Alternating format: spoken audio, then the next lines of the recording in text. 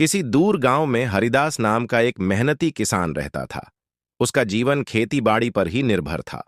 सुबह सूरज निकलने से पहले वह अपने खेतों में पहुंच जाता और शाम ढलने के बाद घर लौटता।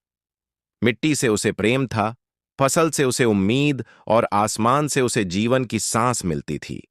पर पिछले कुछ वर्षों से उसकी किस्मत जैसे उससे रूठ गई थी। कभी अचानक मूसलाधार बारिश उसकी हरी भरी फसलों को बहा ले जाती, तो कभी कई कई दिनों तक तेज धूप और लू का ऐसा प्रकोप होता कि कच्ची फसल जलकर राख हो जाती। कभी बेमौसम ठंड और पाला उसकी मेहनत पर वाटर फिरा देता। एक वर्ष बीता, फिर दूसरा, और हर बार उसकी फसल नष्ट हो जाती। घर की हालत खराब हो गई।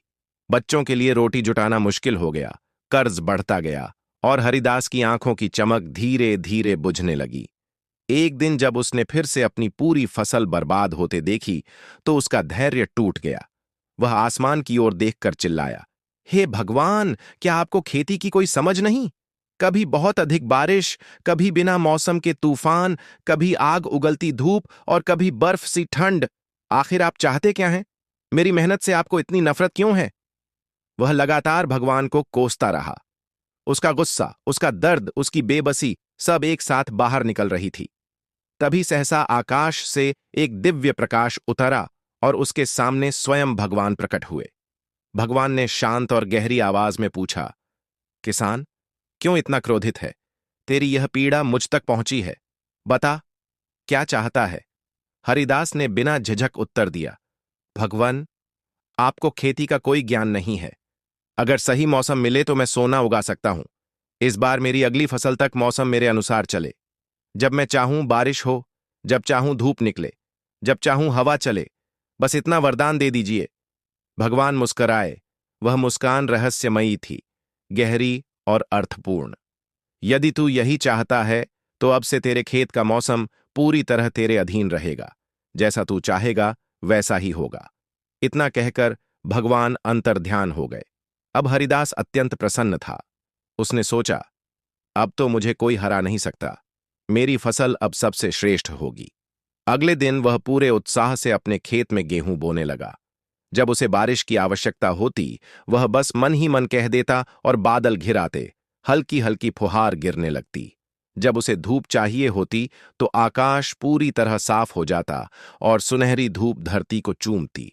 हवा न ज्यादा तेज, न बहुत धीमी, बिल्कुल उतनी ही जितनी फसल के लिए सही हो। धीरे धीरे खेत हरा भरा हो गया। लहलहाती फसल देखकर पड़ोसी जलने लगे।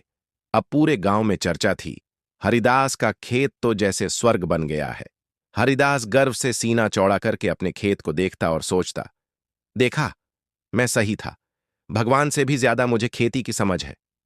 समय बीतता गया और फसल अब कटाई के बिल्कुल करीब पहुंच गई। सुनहरे रंग की बालियां हवा में लहराने लगीं। देखने में यह अब तक की सबसे सुंदर फसल थी। हरिदास का दिल खुशी से झूम उठा। उसे लगने लगा कि अब उसके सारे दुख खत्म होने वाले हैं। वह कर्ज चुका देगा, बच्चों को नए कपड़े दिलाएगा और एक अच्छा सा घर भी बनवाएगा। कटाई का दिन आया। सुबह सुबह ही वह हंसते गाते अपने खेत पहुंचा। उसने दरांती उठाई और पहली बाली काटी, लेकिन जब उसने उसे खोल कर देखा, तो उसका दिल जैसे रुक गया। बाली के अंदर दाना था ही नहीं। वह हैरान रह गया। उसने दूसरी बाली तोड़ी, वो भी खोखली। तीसरी, चौथी, पूरी फसल ही खोखली थी।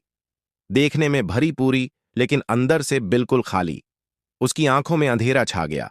घुटनों के बल जमीन पर बैठकर वह फूट फूट कर रोने लगा। ये कैसे हो सकता है? मैंने तो हर चीज सही समय पर करवाई थी, फिर भी एक दाना नहीं। वह फिर से भगवान को पुकारने लगा, भगवान, ये आपने क्या कर दिया मेरे साथ? इतनी सुंदर फसल, पर सब खाली। कुछ ही क्षणों में दिव्य प्रकाश फैला और भगवान फिर उसके सामने प्रकट हुए। भगवान ने बहुत करुण स्वर में कहा, हरिदास, मैंने तो वही किया जो तूने कहा था। मौसम तेरे अनुसार चलाया। न तूफान आया, न अधिक बारिश, न पाला पड़ा, न चिलचिलाती धूप हुई। हर चीज परफेक्ट थी। लेकिन तू एक बात भूल गया। क्या? हरिदास कांपती आवाज में बोला। भगवान ने कहा, जीवन में और प्रकृति में संघर्ष जरूरी होता है। तेरी फसल ने कभी आंधी का सामना नहीं किया, कभी तेज धूप झेली ही नहीं, कभी मूसलाधार बारिश में खुद को बचाने की कोशिश नहीं की। जब कोई पौधा संघर्ष करता है, तभी उसके अंदर शक्ति पैदा होती है, तभी उसमें दाने भरते हैं।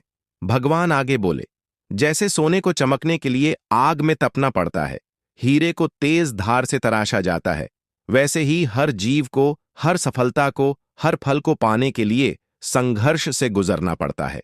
बिना संघर्ष के कोई भी चीज कभी मजबूत नहीं बनती, न फसल और न ही इंसान।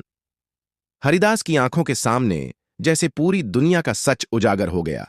उसे अपनी गलती समझ आ गई। वह रोते हुए बोला, भगवान, मैंने सुख तो मांगा, पर शक्ति मांगना भूल गया।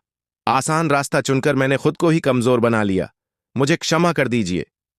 भगवान ने उसके सिर पर हाथ रखा और कहा, यही जीवन का सबसे बड़ा सत्य है किसान। संघर्ष से भागना नहीं, उसे स्वीकार करना ही असली बुद्धिमानी है। अब से जब कठिनाई आए, उसे श्राप नहीं, वरदान समझना, क्योंकि वही तुझे भीतर से मजबूत बना रही है। इतना कहकर भगवान पुनः अंतर्ध्यान हो गए। उस दिन के बाद हरिदास बदल गया। अब जब बारिश आती, वह शिकायत नहीं करता। जब धूप जलाती, वह हार नहीं मानता। जब ठंड पड़ती, वह खुद को और मजबूत करता। और अगली बार जब उसने फसल बोई, तो प्रकृति से लड़ते लड़ते उन पौधों के अंदर असली जीवन भर गया। उस बार उसकी फसल सिर्फ सुंदर ही नहीं, बल्कि भारी और दानों से भरी हुई भी थी। और तब हरिदास समझ गया, संघर्ष ही असली खाद है और धैर्य सबसे बड़ा बीज।